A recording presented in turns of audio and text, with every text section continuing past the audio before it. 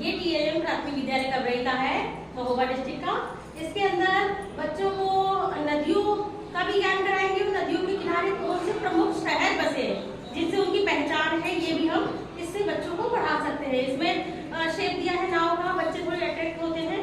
और फिर उसके बाद हमने नदियों के नाम लिखे हैं, नदी का स्वरूप देके, और उसमें जो उसके किनारे बहुत बड़े शहर जिनको बच्चे जानते हो उनके नाम लिखे हुए, जैसे सरयू अयोध्या नदी, अयोध्या के किनारे बसा हुआ, सरयू नदी के किनारे अयोध्या बसा है, और ऐसे ही बेतवा के किनारे ओरछा बसा हुआ है, और ऐसे ही अलकनंदा नदी जो बहती है उसके किनारे बद्रीनाथ बसा हुआ है, और ऐसे ही नर्मदा जबलपुर, नर्मदा नदी की पहचान से जबलपुर का भी पहचान है। ऐसे ही गोदावरी नासिक शहर बसा हुआ है।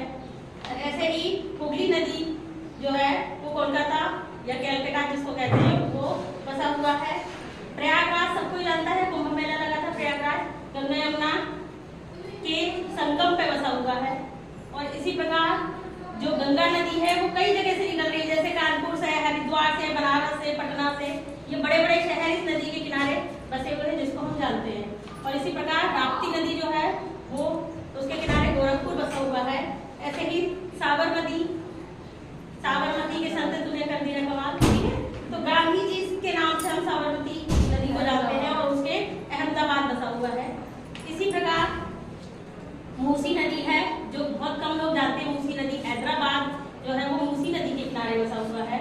और लखनऊ और जौनपुर गोमती नदी के किनारे बसा हुआ है। लखनऊ हमारी राजधानी भी है यूपी की।